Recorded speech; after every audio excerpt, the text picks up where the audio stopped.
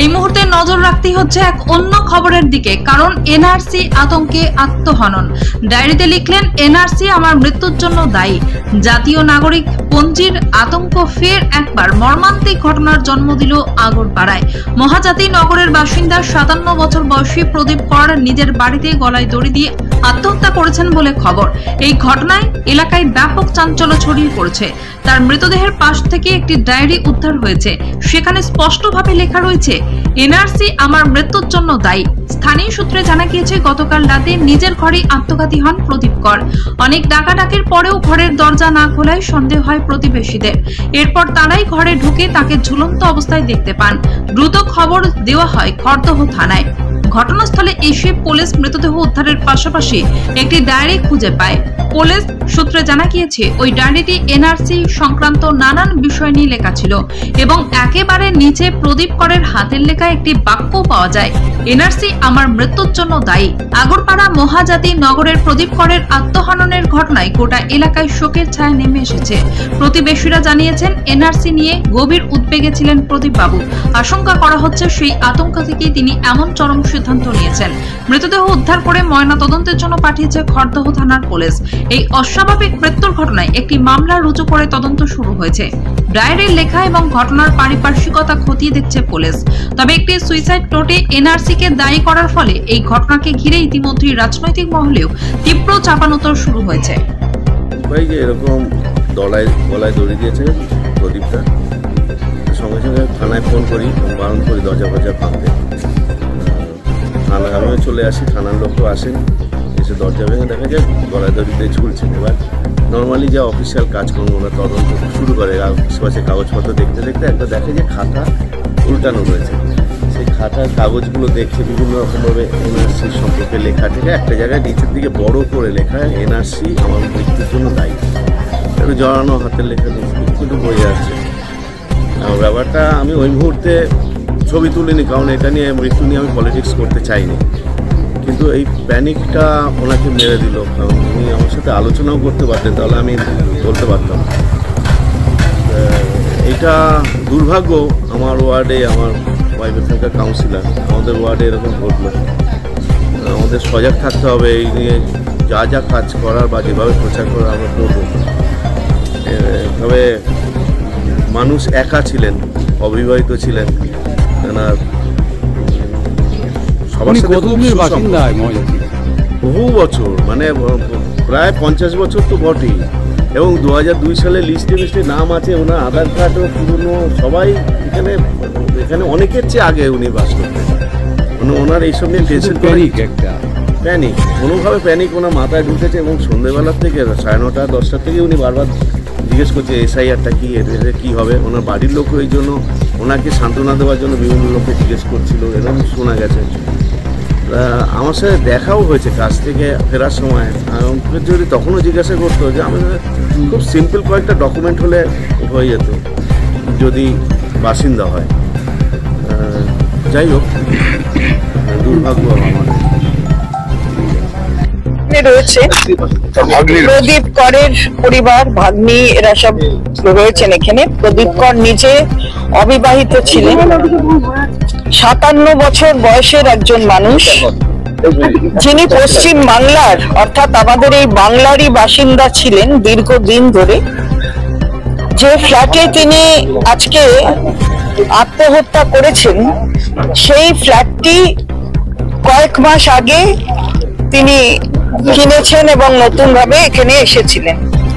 দীর্ঘদিন ধরে এই যে এনআরসির আতঙ্ক, অর্থাৎ এখানে থাকতে দেবে না, এখান থেকে নাগরিকত্ব ছেটে দেবে, ঘুরতে হবে অন্য জায়গায়, বাংলায় থাকতে পারবে না, এগুলো যখন মানুষের একটা আতঙ্কের ক্ষেত্র তৈরি করছে, সেই আতঙ্কের ক্ষেত্রে কিন্তু উনিও আতঙ্কিত হওয়ার মতন একজন মানুষ, এই ক্ষেত্রের একজন মানুষ হয়ে পড়েছিলেন।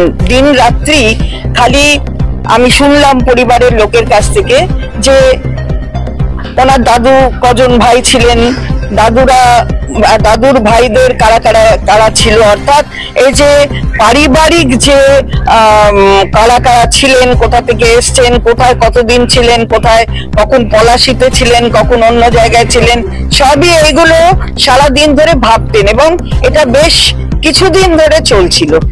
এনআরসির জন্য আতঙ্কিত ছিলেন এবং তার উপরে যেটা আমরা পরিবারের সাথে কথা বলে বুঝলাম, ওনার পরিবারের সাথে, যে এনআরসির আতঙ্কে তো ছিলেনই। গতকাল যখন 4:30 সময় নির্বাচন কমিশনের পক্ষ থেকে SIR এর ঘোষণা হলো, উনি আরো ভেঙে পড়েছিলেন এবং আজকে সকালে ওনার যখন উনি ঘুম থেকে ওঠার সময় তখন ওঠেননি, দরজা ধাক্কা দিয়ে খুলছেন না, ঠিক তখন এই পরিবারের লোকেরা প্রতিবেশীদের ডেকেছে এবং থানায় খবর দিয়েছে।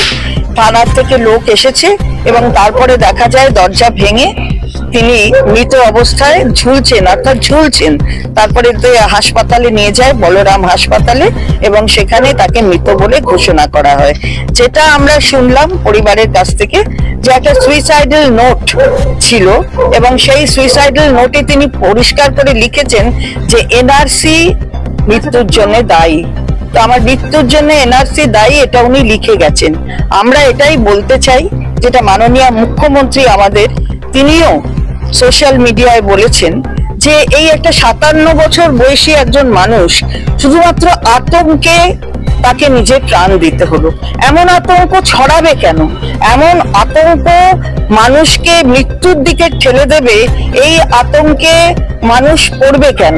এই যে ক্ষেত্রটা তৈরি করে দিচ্ছে, এটা অত্যন্ত অমানবিক। এখানে বছরের পর বছর আছে, তার সব জায়গায় নাম আছে, তিনি সব ভোটার লিস্টে নাম আছে, ভোটার তিনি, কিন্তু তবুও এই এনআরসি তাকে, সবার মানসিক অবস্থা তো এক হয় না, এই এনআরসি তাকে আতঙ্কিত করে দিয়েছে এবং সেই আতঙ্কে ভুগছিলেন। তার মধ্যেই আবার SIR গতকাল ঘোষণার পরে আরো তিনি মনের দিক থেকে আরো বেশি দুর্বল হয়ে পড়েছিলেন, যেটা আমরা পরিবারের থেকে শুনলাম। 40 বছর ধরে বসবাস করছেন, এখানেই জন্ম, তাহলে এনআরসির আতঙ্ক এনাকে কি দিলেন? পরিবারের কথা কি বললেন? এখানে তো আছেন, পরিবারের মধ্যে কে ঢোকাবে? এই যে এনআরসি চারিদিক থেকে শুনছে যে ওপার বাংলার লোক হলেই তাকে বাদ দিয়ে দিতে হবে, কিন্তু সেটার তো কারণ নয়। ওপার বাংলা থেকে এখানে এসে যারা নাগরিকত্ব পেয়েছে তারা তো আছে এখানে, এর একটা আইন আছে, কিন্তু তারপরে গিয়েও যখন এই এনআরসি করে যে ন্যাশনাল রেজিস্টার অফ সিটিজেন্স, সেইখানে মানে নাম থাকলো কি থাকলো না তার উপরে সবকিছু নির্ভর করবে। তিনি তো রয়েছেন, ভোটার লিস্টে নাম রয়েছে, হ্যাঁ, তালিকাতেও নাম রয়েছে, কিন্তু তারপরেও দেখুন না গিয়ে, তাহলে আর এনআরসি ক্যাম্পের কথা বলছে কেন? সিএ ক্যাম্পের কথা বলছে কেন? যাদের ভোটার লিস্টে নাম আছে তারা তো ভোট দিচ্ছিল, এখন তাহলে কি একটা কাটাকুটির মানে বাসনা তাদের আছে? এরকমই চিন্তা করছে যারা এই ধরনের মানসিক অবস্থায় ছিল, তারা চিন্তা করছে।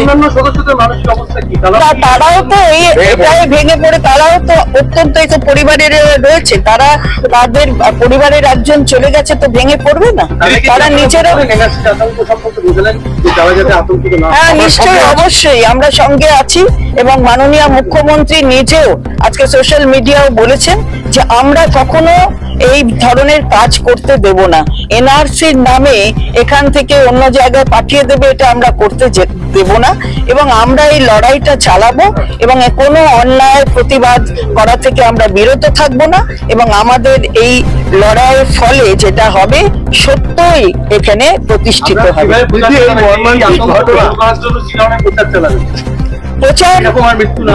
নিশ্চয়ই, এটাই তো আমরা বলছি যে এই ধরনের মৃত্যু কেন করছে, এই ধরনের মৃত্যুকে কেন মানে আহ্বান করছে সরকার, কেন্দ্রের সরকার, আমরা বুঝতে পারছি না। এবং তার শাসন ক্ষমতায় যে ভারতীয় জনতা পার্টি আছে, এটা তো বলার অপেক্ষা রাখে না।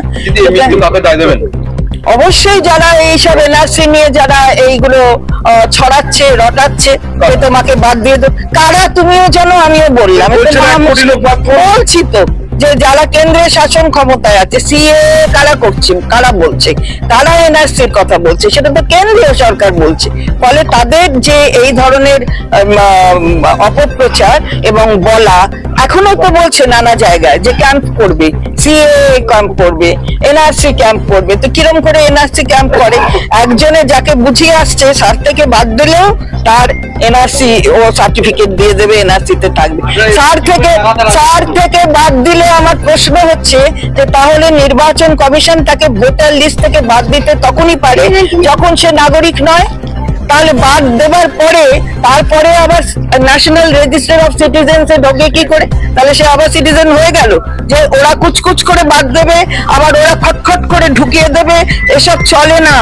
গণতান্ত্রিক পদ্ধতির মধ্য দিয়ে এই রাষ্ট্র চলতে হবে, এই রাজ্য তাই করছে।